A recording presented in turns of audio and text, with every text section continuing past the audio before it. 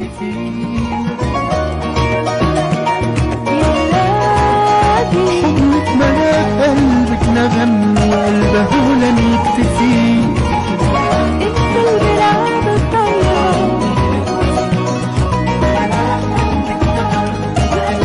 انت البلاد الطيبة.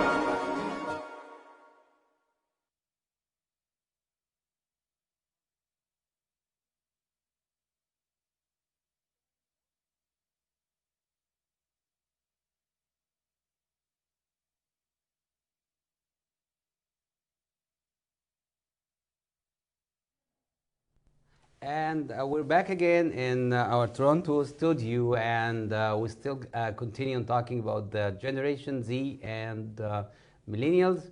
And we have in our studio Maria Henein. How are you, Maria? Good. Thank you so much for having me. Thank you for coming here. Thank you. So Maria, she's 21 years old, right? Yes, 21. And she's graduated from PCC, which is the Egyptian school in Mississauga. Yes. And now she's studying finance and political science in U of T. Yes. Exactly. Okay, so Maria, you know why you're here? Yes. Why? To talk about my generation and how we're different. Okay, so Maria, you're borderline between Z and millennial. And millennial, yes. Okay, I believe I was supposed to be millennial. So you're more into millennial? Yeah, I just missed it. Okay, so we had like a nice fellow. He was saying that Generation Z is smarter than millennial. Do you agree or disagree? I mean, there are certain things. I mean, if you look at my sister, she's 13 years old and she's doing graphic designing and things that I never knew how to do when I was her age. Okay. For example, you know. So I feel like there are certain things that you learn when you're younger that you possibly didn't know when you were older. And there are also things that the millennials have learned from their experience in life that they also have to teach us. Okay. So it's very like we all have to learn from each other, from the new experiences. Gotcha. So she's more fortunate to have, when she's young, she has all this technology and yes. stuff. Yeah. Yes, all the advanced technology. I see. Maria, it was very interesting when I was just reading the resume, your communications director. Yes. Yeah, but what I know about Generation Z, they live in their bubble, and they always in the front of the screens, and they disconnect. Always. Exactly. So why your communication manager or communication director? Well, I mean, because a lot of the times the things that we learn and the news that we get is all online now.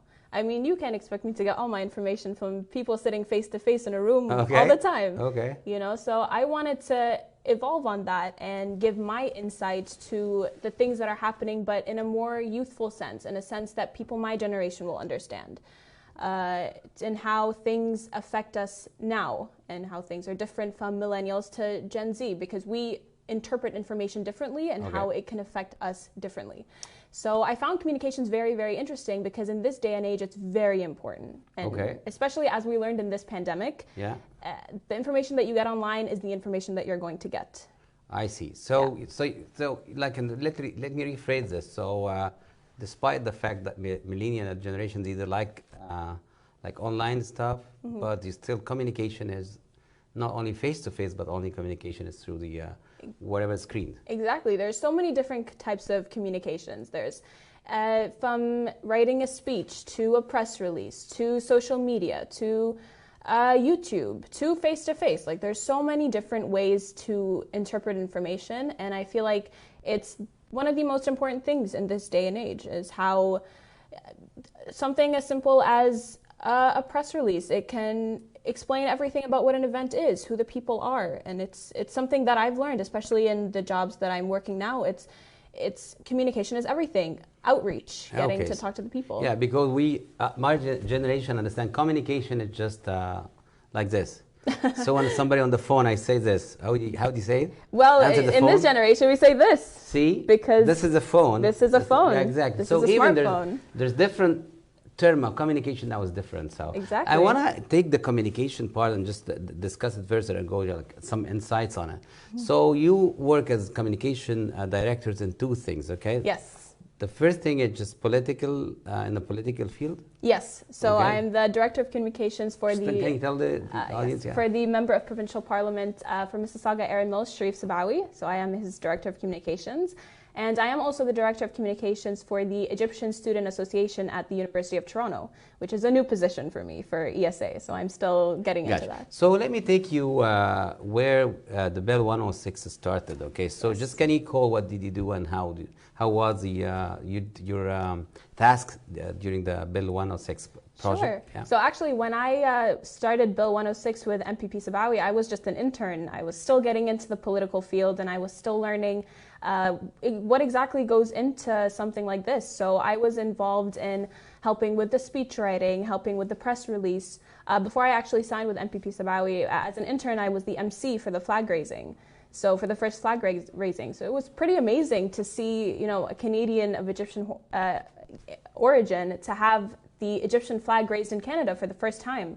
And it was a pretty incredible feeling, and to be a part of that in MPP Sabawi's office, and to later grow, and even in this month, as we're celebrating it officially, to press releases and the speeches and social media. And it's incredible to see people's reaction and how people are really happy to be celebrating the Egyptian heritage. Okay, so just so we're gonna move one step forward. When you recall the last year when we have the flag raising, you were the MC. I was the MC, yes. So just tell me what you're feeling, and just describe the day when, for the first time in Canadian history, we raised the Egyptian flag. So Maria was the MC of the event in the front of the Ontario Parliament. So just tell me what you're feeling that day. It was incredible. I was so nervous, let me tell you, because I was still getting into the political field, like I had mentioned. So to be in front of so many delegates and to be representing MPP Sabawi was such an incredible feeling.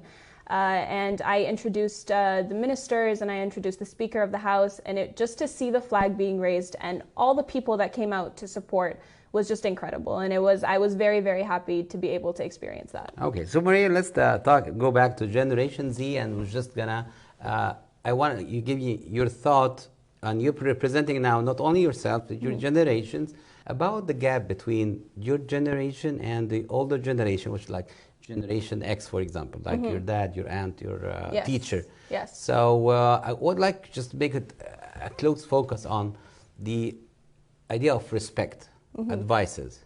Should you follow the advice or no? What does it mean, the respect? Yes. Independence, you know?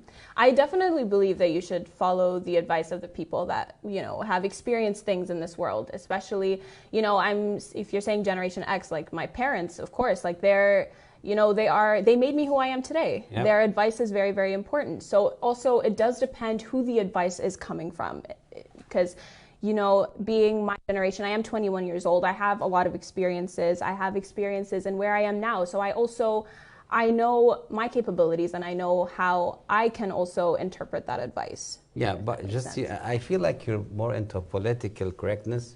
Yes. When you say, oh, I can follow advice and things, but what if you don't like the advice? What do you do? So for me personally, I am the type to get multiple advice from different people. But I know for other people in my generation, it could be different. It could be in the sense of, you know, I want to do it my way. I don't necessarily need the advice of other people. And that's the mentality that a lot of people in my generation have today, which has its ups and its downs. Yeah, you feel you're smart, so why should you follow the advice? Because the people that are... the value of experience, how much... do you think experience should dominate when we have a conflict? It would depend on the conflict. It would depend on the type of conflict that they've dealt with. Because if someone who's older than me told me, yes, I have dealt with this conflict and this is how I dealt with it, this is the way we should do it, I would definitely take that into consideration. But if it is a conflict that none of us have experienced, I would take in my experiences as well as the experiences of those who are older than me and kind of combine. Gotcha. But do you feel your generation is humble or no? Ooh, that's tough. It's something that can go both ways. I feel like the upcoming generation they feel like they know where they're at and they're very sure of themselves more than the older generation is or was at that age. Okay. It's more like my generation is very, especially in Canada, a lot of my generation is going to university and they've had that higher education. So they feel very entitled and they know what they're doing and they know where to go. Gosh. You know, it's very hard to interview somebody from political science and also Generation Z. That's why I'm just trying to get a straight answer, a direct answer. So let's go into a game. So we have a nice game today. I'm going to tell you some questions and tell you what does it mean for you. Sure. Okay, so when I say, what does it mean if you skirt? So, yeah. If you skirt. Let me give you some answers, okay? Skirt. You're wearing a dress. You're going to a party. Or you chill out at home. Or you go away. All right. So for that one, it's to go away. Actually, that's what it means. So you skirt, you go away. Skirt is to go away. Yes. Imagine that you have just your grandpa or somebody else. You say, "Oh, you skirt." Oh, if I tell him like, my giddu to skirt, he's not gonna understand You're what not I'm gonna telling me. understand, It's okay. very new lingo. So skirt for us is just a dress, but for them it's just to go away. So let me get you another question, okay? So, Finstagram. Finstagram, okay? Yeah. What does it mean? Is it a fishing store? Is it a social media account? Or a catfish account? Or a fake Instagram you play around with? It is a fake Instagram. That's what it is. Fake Instagram is Finsta. Finstagram. So Finstagram, because, yeah. you know, Generation Z is just so lazy to write everything, they just have like a shortcut. Always. They like touch and swipe. So now just, why you say fake Instagram, say Finstagram. Finstagram. Exactly. Okay, it's okay. Let me ask you another question, okay? When you're emotional, okay, what do you do? Caking? Baking? Faking? Draking? So it's draking, actually. The other ones have completely different meanings. So what's caking? You make a cake? Caking, oh no. So actually, caking means you have a lot of money. So that's what they call someone that is rich. Yes. So You're just caking. give it in a sentence, okay? So, oh, this person has a really nice car, they're caking. Okay, if somebody tell me I'm caking, I'm just mean that I'm making a cake. You're- Or I'm just compact. This You're with me. Okay, so what's baking? Baking is what women say when they're putting their makeup on. So it's Baking. Baking, yes. They're baking their face. My Yes. mom used to bake, but she never put a makeup. You know what I mean? So when I say, "Are you baking now?" She said, "Oh, honey, the bread is just almost done." So we say, "Hurry up! You're baking too much," or what do we say? It's so it'd be like 1 second. I have to do the layer of the baking first before the foundation. Oh, okay. So we just watch out when you say baking. You're not gonna eat. You're gonna go late. Yes, exactly. Okay. Let me get you another last question. How do you say something is for certain? Okay, definitely, def, most def, or defs. So each one of those, in theory, mean the same thing, but you can use them in multiple different circumstances. So when you have those 4 different words, mean different things. They mean different things, but ultimately the same outcome, but they can mean different things in the moment. Ow. So if you're using the full word, definitely, you're probably talking to someone that's older than you. So yeah, are you gonna come with us? Okay, definitely. Okay. Exactly. If you're gonna use defs, you're probably in a rush. You're talking to one of your friends, so you're just gonna say defs. Yes. So what is the difference between defs and diff? Well, they're the same thing. I mean, def and defs, it's the same thing, See, guys, essentially. But so they have a complicated word. They have a complicated word. We need to start learning English again with different vocabularies. Okay, so defs, I will do this. defs. There we Yeah, go. we'll do There you this. go. Hey, here You're we go. picking it up. Okay, so let's talk about the slangs. Okay, and so the acronym that might use when something is funny. LOL, ROFL, or you told me something. DKM. DCAM.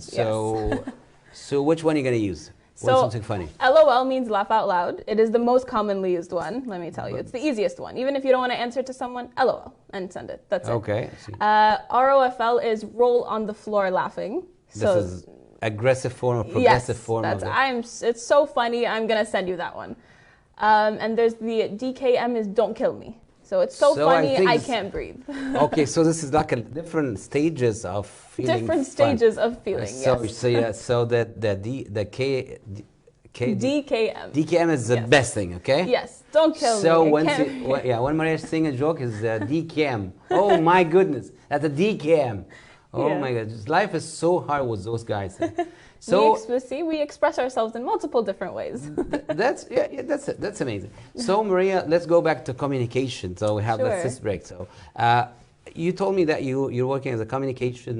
You started communication directors in the Egyptian Student Association. I did, yes. And UFT. In UFT. You work in you study Exactly. UFT, right? Yes, I study in UFT. Okay, so why did you think to go with Egyptian student?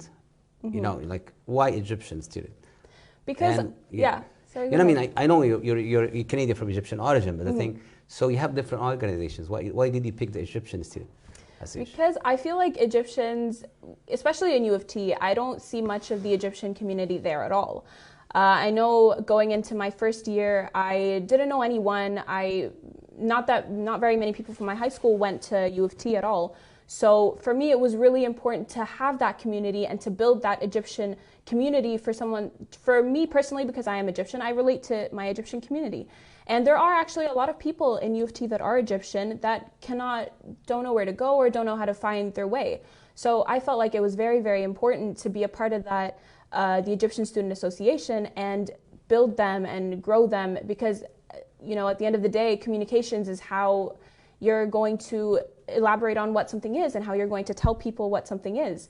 So that's one of the main things that I want to work on, is helping Egyptians to integrate into the university life for the first time, and to be able to know their surroundings and have their first group of friends, because that's the most important thing, especially going into 300, 400 student classrooms. If you don't know anyone, it can be a pretty lonely place. So that's one of the things I want to work on the most. And another thing that the ESA is working on is they want to do fundraising for charity organizations in Egypt. And that's also something that's really important, because if we don't do it, who will? And that, honestly, Siha has been such a great advocate for this, and it's amazing. And it's honestly, everything that you guys have done is amazing. Oh, yeah. And I look forward to what ESA is going to do as well. So yeah, just getting into that. You know, Maria, I'm so proud that we have you here. That's like a role model for generations that and the Thank Canadian you. from Egyptian origin. Thank you. Especially your involvement in politics, and you're just great at communications, and you're doing some good initiatives. Thank So it's you. a role model for all Egyptian Canadians to just follow and do something just significant for the community, not only for Egyptian community, for every community. And when you see the good cause, you have to go for it. I'm so proud of having you, Maria. Thank you so much. I have lots So of happy questions. to be here. Yeah, I have lots of questions, but I'm going to leave it there. Okay. It's a promise we're going to come back. Sounds So now good. we're going to have the next show. It's in Arabic. Do you understand Arabic? I do understand Arabic. I'm Okay. not the best, but I get there. Yeah. So the next interview is with Egyptian journalist and political figures in Egypt. Okay. His name is Mohammed Mustafa Shirdi. Let me just speak in Arabic because the interview will be in Arabic. أستاذ محمد مصطفى الشردي هو سياسي وصحفي وإعلامي قدير، عمل في العديد من التلفزيونات وفي الصحافة، وهو سياسي مخضرم أيضا، عمل على مدار 35 عاما وشارك في تقديم العديد من البرامج. وإحنا كان لينا الشرف في لقاء حصري مع الأستاذ محمد مصطفى الشردي، فإلى هناك.